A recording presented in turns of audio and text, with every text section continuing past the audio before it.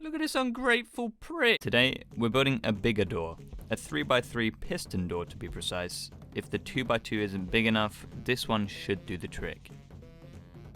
Here are the materials you're going to need for this build, but you can replace the concrete with dried kelp block if you wish. Start by placing 2 sticky pistons facing upwards and 3 blocks on top, making this little T-shape.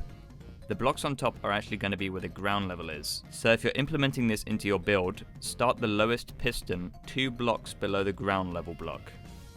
One side of this door will be flat, and on the other, the door will be caved in 1 block. So choose whatever side you wish to be caved in, and build the frame of the door pushed over by 1 block to the caved side. The frame is going to be 4 sets of 3 blocks, leaving a 3x3 gap in the middle. After this, place an observer facing away from the top piston with a lever on the observer face. Now to the right, place 2 observers facing into the first observer, then 1 going into the end one from below.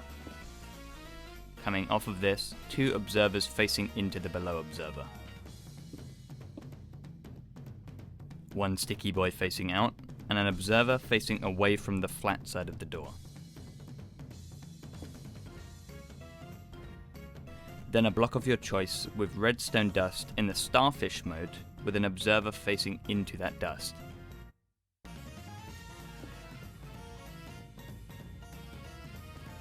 Now on the right side of the lever side of the door, place 2 blocks like this, 1 above and 1 beside, with a redstone lamp underneath. 1 observer facing into that lamp, and another observer facing into the side of that observer.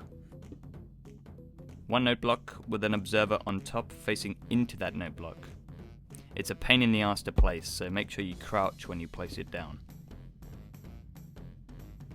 On the flat side of the door, place a piston on the left facing into the bottom 3 blocks, and a piece of redstone dust in the starfish form again on the block diagonal to it.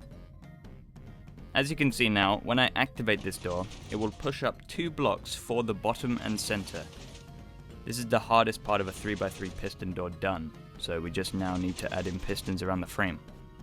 Again, on the flat side, place 2 pistons against the bottom blocks of the side wall, and repeat this on the other side.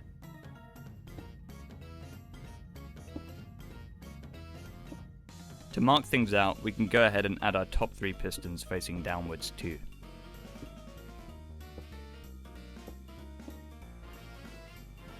Come down to the redstone lamp and add a note block next to the redstone dust with an observer facing into it. Now you're going to want to place 2 more observers facing downwards into the redstone dust with a block on top. A note block to the side with an observer facing into it. And then 3 blocks just like so.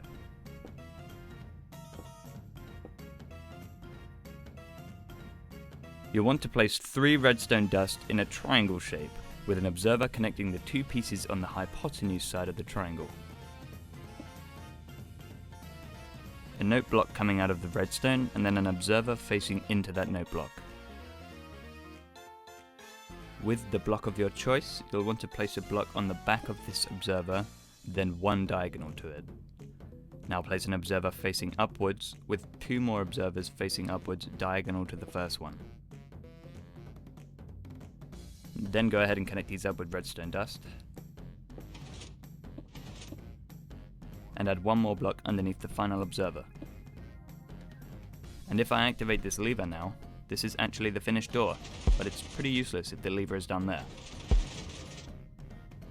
If you wish to have a lever on the floor, remove the original lever and replace it with a redstone dust path, leading to your new lever location. On the underside of the lever block, have a note block with an observer facing into it, then simply line up your redstone dust with the back side of the observer.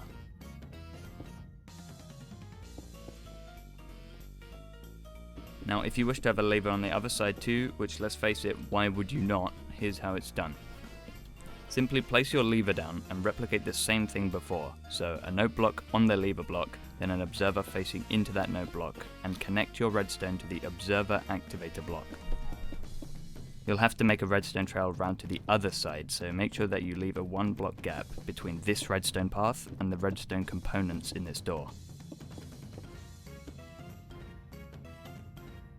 And if, like mine, the distance is too far to power it, simply add a repeater in your redstone path.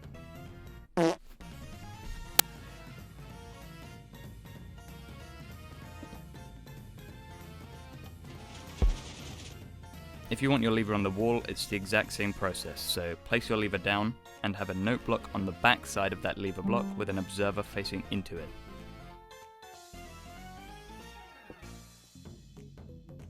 Then redstone facing into the back of that observer. Then connect that redstone up with your activator observer and you're good to go.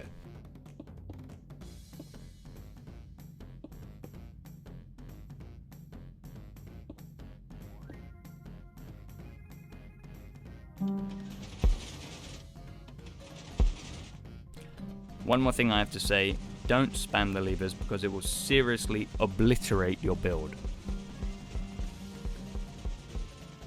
Oh shit.